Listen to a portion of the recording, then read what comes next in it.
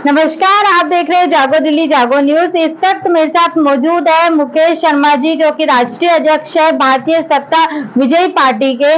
तो आज आप जैसे कि जानते हैं कि मोदी सरकार को 9 वर्ष पूरे होने वाले हैं और अभी 2024 में इलेक्शन शुरू होने वाले हैं, तो इनकी पार्टी जो है एक आंदोलन करने जा रही है। तो आइए हम इनसे पूछते हैं कि ये आंदोलन में क्या क्या मुद्दे रखने वाले हैं, इनका आंदोलन किन मुद्दों पे होने वाला है। जी नमस्कार सभी दर्शकों को। मैडम, ऐसा है, भारतीय सत्ता पार्टी जब से भारत सरकार मतलब बीजेपी की भारत सरकार बनी है तब से लगातार मांग करती चली आई है, लेकिन भारत सरकार ने किसी भी मांग को स्वीकार नहीं किया। अब क्या है कि जब आप सुन ही नहीं रहे हैं तो और कोई विकल्प नहीं बचा है कि भारतीय सत्ता पार्टी को अब सड़क पे आना पड़ेगा। और भारतीय सत्ता पार्टी ने अपने कार्यकर्ताओं को बोल भी दिया है कि अब भारत सरकार जब सुन नहीं रही है तो सड़क पे आना पड़ेगा।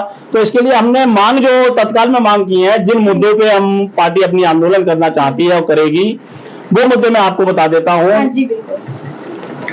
जो तो जितने भी हमारे मुद्दे हैं वो जनहित में और देश हित में है, और यही मांग हमने भारत सरकार से किया। अगर हमारी मांगे पूरी कर देते तो मोस्ट वेलकम जी, अच्छी बात है, देश की जनता को फायदे होंगे।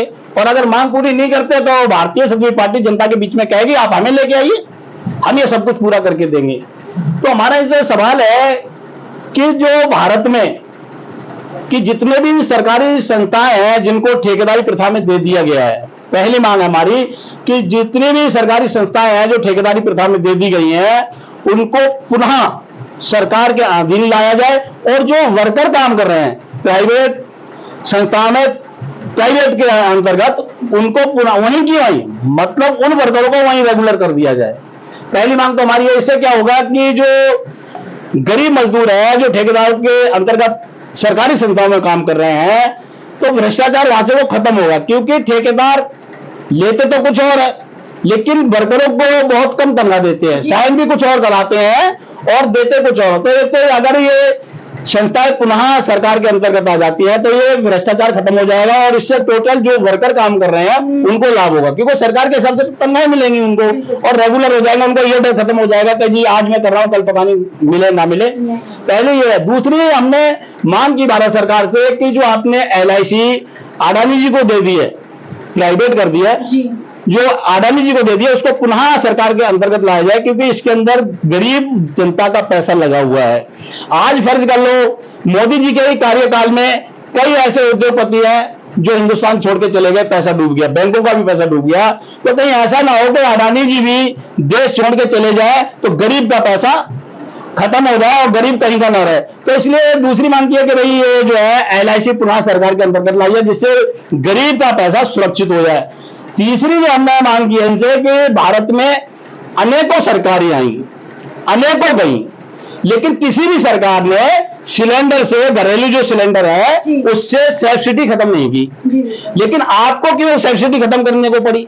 आपने उज्ज्वल योजना लाई, बहुत अच्छी बात है, फिर आपने सब्सिडी क्यों खत्म कर दी? मतलब आपने सिलेंडर तो दिया लेकिन गरीब से सिलेंडर देके भी गैस छीन लिया आपने वापस, क्योंकि आपने सब्सिडी खत्म कर दी। तो हमारी पार्टी ने मांग की है कि आप पुनः जो है सब्सिडी भी लागू कीजिए, जिससे गरीब आदमी को उस चीज का फायदा हो सके। फिर चौथी मांग की है कि भारत में जो है हमारे देश की जो सरकारें आई है, मैं बताता हूं, गरीबों के प्रति इनकी सोच अच्छी नहीं है। वो क्या चाहते हैं कि गरीब को सिर्फ वोट के लिए इस्तेमाल किया जाए और बाकी छोड़ दिया जाए। क्योंकि अगर गरीब बच्चा पढ़ लिख के आगे आ गया तो मतलब इनसे सवाल करेगा। तो हमारे देश में जो भी सरकार आई उन्होंने कभी भी शिक्षा पे ध्यान नहीं दिया, मतलब शिक्षा को एक अपाहिज बैसाखियों पे रखा। तो हमारी पार्टी ने मांग की है कि भारत में जो है पूर्ण शिक्षा मुफ्त की जाए, जिसमें टोटल डिग्रियां लिप्त हों। आज क्या है कि गरीब बच्चा चाह के भी पढ़ नहीं सकता क्योंकि उसके पास इतना पैसा ही नहीं है कि वो डिग्रियां हासिल कर सके। तो होता क्या कि गरीब के बच्चे के तकदीर में वो गरीबी ही रह जाती है। तो इसीलिए भारत सरकार से मांग की है कि पूर्ण शिक्षा मुफ्त की जाए। और ये जो मांग है पार्टी 8 साल से लगातार करती चली आ रही है और इस पर इन्होंने जवाब भी नहीं दिया। तो ये मांग की है। पांचवी मांग हमने जो की है, जो इन्होंने 2016 में नोटबंदी की थी, उसके कारण 152 आदमी खत्म हुए थे, जिसकी पुष्टि राजनाथ सिंह जी ने खुद लोकसभा में की थी कि नोटबंदी के कारण 152 लोग खत्म हो गए। हमने मांग की है भाई जितने लोग खत्म हुए नोटबंदी के कारण उन सभी को कम से कम 10 लाख का मुआवजा हर परिवार को दिया जाए, जिससे वो बच्चे अनाथ तो हो ही गए हैं, कुछ राहत उनको मिल जाए। ये हमने मांग की कि उनको कम से कम 10-10 लाख का मुआवजा दिया जाए।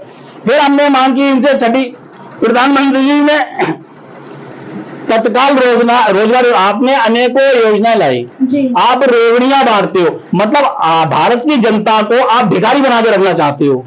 हमने मांग की है कि आप तत्काल भाव से रोजगार योजना लाइए और लघु जो उद्योग हैं, जो छोटी छोटी कंपनियां, उनको बढ़ावा दीजिए, उनको पैसा दीजिए, जो वो कंपनियां लगाए जिससे उनको रोजगार मिले। हमारी पार्टी चाहती है कि भारत का हर एक नागरिक बजाय आपकी रेवड़ियों के लिए हाथ फैलाए, वो खुद टैक्स पेड हो जाए, मतलब अपना रोजगार करे और टैक्स पेड हो जाए तो आपको टैक्स दे, बजाय आपसे लेने के वो आपको टैक्स दे। तो इसीलिए हमने ये मांग की कि तत्काल भाव से जो है आप रोजगार योजना को लाइए, उस पर भी उन्होंने कोई सुनवाई नहीं की। फिर हमने एक मांग की इनसे, जो ये 3 कानून लाए थे, इसके कारण देश में कम से कम नहीं तो सैकड़ों लोग किसान खत्म हुए, सैकड़ों घर बर्बाद हो गए। हमने इनसे मांग की जितने भी हमारे किसान भाई खत्म हुए हैं उनके लिए भी कम से कम 10-10 लाख का मुआवजा दीजिए, क्योंकि इसमें किसानों की क्या गलती थी? एक तो आपने इतना लंबा आंदोलन चलवाया, आप बगैर पूछे कानून लाए, आपने फिर भी तो वो कानून वापस लिए, फिर भी तो कानून आए तो आप तत्काल ही वापस ले लेते। आपने अपनी जिद के कारण अरे रहे और इतने किसान खत्म हुए, तो उनके लिए भी कम से कम नहीं तो आप 10-10 लाख का मुआवजा दीजिए। ये भी हमारी पार्टी ने मांग की है। फिर हमारी पार्टी ने मांग की है जो अपने जेलों के अंदर वीआईपी और वीवीआईपी कल्चर को खत्म किया जाए, जो एक आम नागरिक को सुविधा दी जाती है वही सबको सुविधा दी जाए। आज होता क्या है, जितने भी नेता है क्राइम में जाते हैं, भ्रष्टाचार में जाते हैं, वो जेल के अंदर पूरा ऐश आराम लेते हैं, तो भाई उन पर क्या फर्क पड़ता है, चाहे वो जेल में हो चाहे बाहर हो। जब उनको भी आम मुजरिम जैसी सुविधा दी जाएगी तो क्राइम हटेगा जी। ये भी मांग की है। ऐसी कई मांगे की है मैडम, जैसे कि पार्टी ने मांग की है कि जितने भी हमारे भारत में मोटरसाइकिल वाले हैं, मतलब 2 व्हीलर वाले हैं, जिसमें 2 व्हीलर में कोई भी वाहन आता हो, उनके लिए आप पेट्रोल पे सब्सिडी दीजिए। जिससे क्या होगा कि आज एक गरीब आदमी फर्ज करो 10-12 हजार की नौकरी कमा रहा है, अगर उसके पास सुविधा नहीं है तो उसने मोटरसाइकिल खरीद ली है, तो आपका पेट्रोल इतना महंगा है कि वो उससे जाने के लायक नहीं है। अगर 2 व्हीलर वालों को आप पेट्रोल पे सब्सिडी दे देते हैं तो कम से कम वो रोजगार रोटी तो कमा पाएगा। आपने तो सर कम से कम 10-11 मांगे रख दी है, पर आपके आंदोलन करने के बाद क्या होगा? अक्सर होता यही है कि आंदोलन करने वाले पीछे हट जाते हैं जब उनकी मांग पूरी नहीं होती है। क्या आने वाले टाइम में आप मैडम ऐसा है, हमारी पार्टी 2 विकल्प लेके जा रही है। पहला विकल्प यह है कि हमारी मांग जो है भारत सरकार पूरी करे, मोस्ट वेलकम। अगर भारत सरकार हमारी मांगे पूरी कर देती है तो कोई दिक्कत नहीं, अच्छी बात है, तो जनता को लाभ होगा। अगर भारत सरकार हमारी मांगे पूरी नहीं करती है तो हम भारत की जनता से आग्रह कह रहे हैं कि भारतीय सत्यविजयी पार्टी को चुने और चुन के लाए, भारतीय सत्यविजयी पार्टी के हाथों को मजबूत करे, शब्दों को मजबूत करे, जिसे ये सारी सुविधा भारतीय सत्यविजयी पार्टी स्वयं दे सके। सबको एक संकल्प लेना होगा कि हम ना ही तो अपना वोट बेचेंगे और ना ही हम पैसे लेकर रैलियों में जाएंगे। और अगर भारत की जनता ने, मैं ये नहीं कहता, बार बार बता रहा हूं कि सब वोटर बिकाऊ नहीं है, जो चंद लोग जो अपने वोट को बेच देते हैं वो चंद लोग ही सरकारें बनाते हैं, क्योंकि उनका वोट खरीद लेते हैं। और वोट खरीदने वाला कोई नेता नहीं हो सकता, वो या कि व्यापारी है मैडम। और जो व्यापारी होता है वो तो आज आप पे अगर 10 लाख रुपया खर्च कर दिया तो उसने 10 करोड़ रुपया खर्चना है, वो आपके बारे में नहीं सोचेगा। तो भारत की जनता से हम बार बार यही आग्रह करते हैं कि आप एक ईमानदारी आदमी को चुनिए, एक ईमानदार पार्टी को चुनिए, जिससे वो उसकी सरकार बने, वो आपको आपके हितों में सोचे और आपके लिए काम करे। तो भारतीय सत्यविजयी पार्टी के 2 विकल्प है, या तो भारत की सरकार हमारी मांगे पूरी करे और नहीं तो फिर भारत की जनता भारतीय सत्यविजयी पार्टी को चुन के लाए और हम ये सारी वायदे पूरे करें।